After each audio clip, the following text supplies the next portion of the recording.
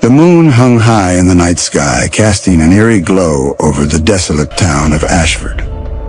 The streets were silent, save for the occasional gust of wind that rustled the dying leaves of autumn trees. There were no stars tonight, just an oppressive darkness that seemed to swallow everything in its path.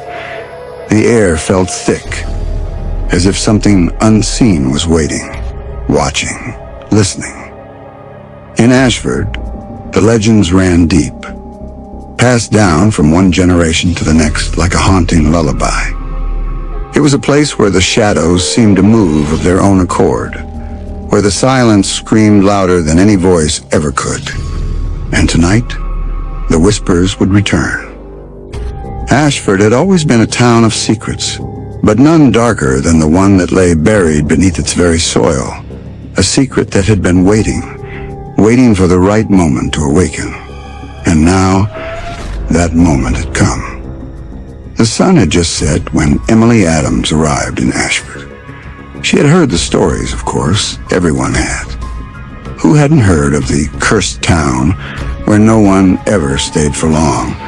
The place where people came to disappear, where houses stood abandoned, and where the very air seemed to vibrate with an unseen tension. But Emily was no stranger to fear. She had always been drawn to the darker side of things, to the unknown, to the places where the lines between the living and the dead blurred. It was the reason she had become a journalist, the reason she wrote stories about the paranormal, and why she felt compelled to visit Ashford. She arrived at the town square just as the last rays of sunlight dipped below the horizon. The streets were empty, and the buildings appeared as though they had been frozen in time.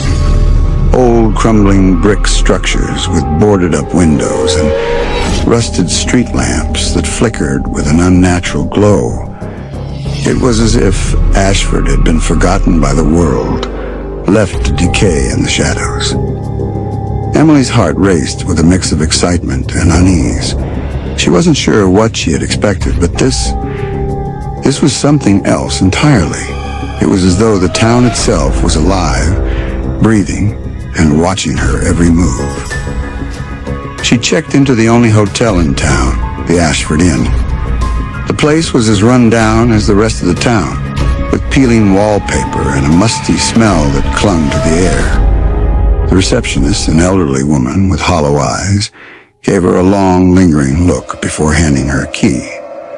There was something unsettling about her, but Emily brushed it off as the product of her own nerves. That night, Emily decided to take a walk around the town. She didn't have a plan, just a desire to explore, to get a feel for the place. The streets were eerily quiet, and the darkness seemed to press in from all sides. The further she walked, the more she felt a sense of dread creeping up her spine, as though she were being led into something she didn't fully understand. It wasn't long before she stumbled upon the old church at the edge of town. It had been abandoned for years, the doors hanging open, and the once grand structure now weathered and broken. The building seemed to call to her, an irresistible pull drawing her closer. Despite every instinct screaming at her to turn back, she stepped inside. The air was thick with dust, and the floor creaked beneath her feet as she made her way down the aisle. The stained glass windows, long shattered, let in only faint slivers of moonlight, casting ghostly patterns on the floor. The air was unnaturally cold, a stark contrast to the warmth of the evening outside. As Emily explored the church, she noticed something strange, an old weathered journal lying on the altar. It was bound in leather. The pages yellowed with age, and the ink faded but still legible. She opened it, curiosity overcoming her fear. The first entry was dated over a century ago, written in neat, precise handwriting. The town is cursed, and we are the ones who brought it upon ourselves. We thought we could control it, but we were wrong. The shadows have eyes, and they have been watching us for far longer than we realized.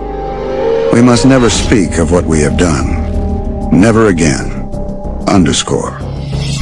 Emily's breath caught in her throat. She turned the page, but the rest of the entries were unreadable, blurry, smeared with what looked like blood. She could barely make out the final line. They are here, and they will never let us leave. Underscore. A cold chill ran down her spine. She slammed the journal shut and looked around. The silence in the church suddenly deafening. The shadows in the corners of the room seemed to shift, moving as if alive.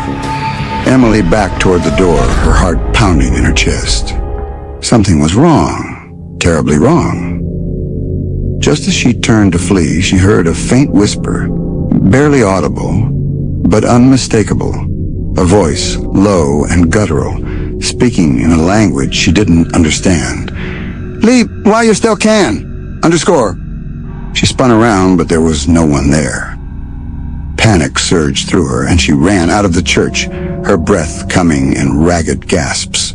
The moon had risen higher in the sky, and the town was now cloaked in an unnatural darkness, as though the very shadows had grown hungry, waiting for something, or someone.